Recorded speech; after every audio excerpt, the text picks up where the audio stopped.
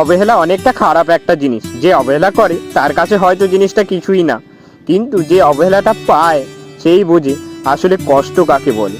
আজকে আমি তোমাদের শোনাবো অবহেলার গল্প। আজকের গল্পটি লিখে পাঠিয়েছেন কার্তিক নামে একটা ভাইয়া। ভাইয়াটার হয়ে আমি আপনাদের গল্পটা শোনাবো। দাদা, আমার নাম কার্তিক, আমার বাড়ি ইসলামপুরে। আমার কাকাতো ভাইয়ের বিয়ে ছিল, আমি সহ বাড়ির সবাই বিয়ে খেতে যাই। আমরা সেই রাতটা তাদের বাসায় থাকি। পরের দিন বউকে আনতে যাব, সেখানে একটা মেয়ের সাথে আমার পরিচয় হয়, আর সেইখান থেকে সম্পর্ক শুরু। মেয়েটার নাম হলো কোয়েল।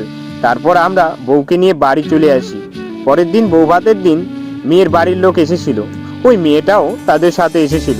সবাই খাওয়া দাওয়া করলো, তাদের সাথে অনেক মজা করলাম আমরা। যতই হোক, তারা আমাদের বিয়ান হয়।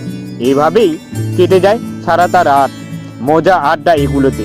রাত 3টা বাজে, এখন তাদের চলে যাওয়ার সময়। আমি বললাম থেকে যান না। সে বলল না, থাকবো না। আমি বললাম ঠিক আছে, নাম্বারটা দিয়ে যান। সে মানা করলো না। আমি আর কিছুই বললাম না। এরপর নিজে এসে বলল একটু মোবাইলটা দিবেন, মায়ের কাছে ফোন দেব। আমি বললাম আচ্ছা ঠিক আছে। আবার একটু পরে দিয়ে দিল। তারপর ও বাড়িতে গেল। পরের দিন সে বাড়িতে গিয়ে নিজেই কল দিল, জিজ্ঞাসা করলো কেমন আছেন। আমি বললাম কেন কল দিয়েছেন।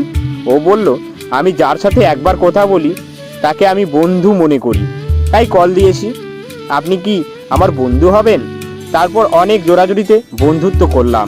নতুন বছরের শুরুতে হ্যাপি নিউ ইয়ারে আমি ওকে প্রপোজ করলাম। সে রাজি হলো না। সে বলল আমাকে সে বন্ধু ছাড়া কিছুই ভাবে না।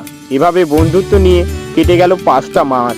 হঠাৎ সে আমাকে একবার কল দেয়, দিয়ে বলে সে আমাকে ভালোবাসে। এরপর আমি অনেক খুশি হলাম। তারপর এভাবে কেটে যায় আরো 6টা মাস। হঠাৎ সে তার বাবার সাথে শিলিগুড়ি চলে যায়, মামার বাসায়। সেখান থেকে আসলো। সেখান থেকে আসার পর থেকে শুরু হলো অবহেলা।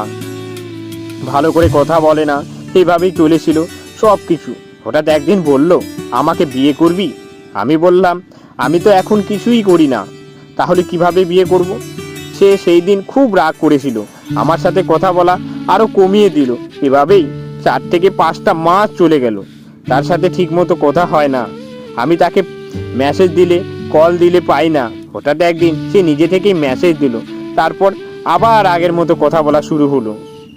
অনেক কথা বললাম আমরা। এভাবেই অনেকটা দিন চলে গেল। আবার সে আগের মতো কথা বলে না, মনে হয় শুধু অবহেলা অবহেলা। একটা মেসেজ দিলে অনেকক্ষণ পর গিয়ে রিপ্লাই দিত। জানো দাদা, আমার না অনেক কষ্ট হতো, কেননা অবহেলাটা অনেক ভয়ঙ্কর ছিল। তেমন ভালো করে কথা বলতো না। এভাবে 5টা বছর হয়ে গেল। দাদা জানো, এই সম্পর্কে অনেক কিছু ত্যাগ করতে হয়েছে আমায়। নিজের হাত খরচের টাকা বাঁচিয়ে রিচার্জ করে দিতাম। এমনও রাত গেছে, তার জন্য আমি অনেক কান্নাকাটি করেছি। সবসময় এটাই ভেবেছি সে যেন ভালো থাকে, সে যেন আমার হয়। হঠাৎ করে সে আমায় সব কিছু থেকে ব্লক করে দেয়। 5 বছরের সম্পর্কটা এভাবে নষ্ট করে দিল, আমি কখনো ভাবতেই পারিনি। আমার বন্ধুকে সে বলেছে সে নাকি আমার সাথে টাইম পাস করেছে, আমাকে কখনো ভালোবাসেনি।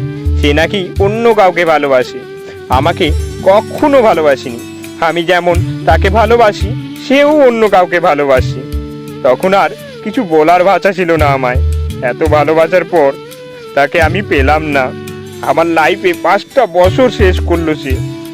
অন্য কাউকে যদি ভালোবাসে তাহলে আমার কাছে কেন থাকলো, আমার সাথে কেন কথা বললো?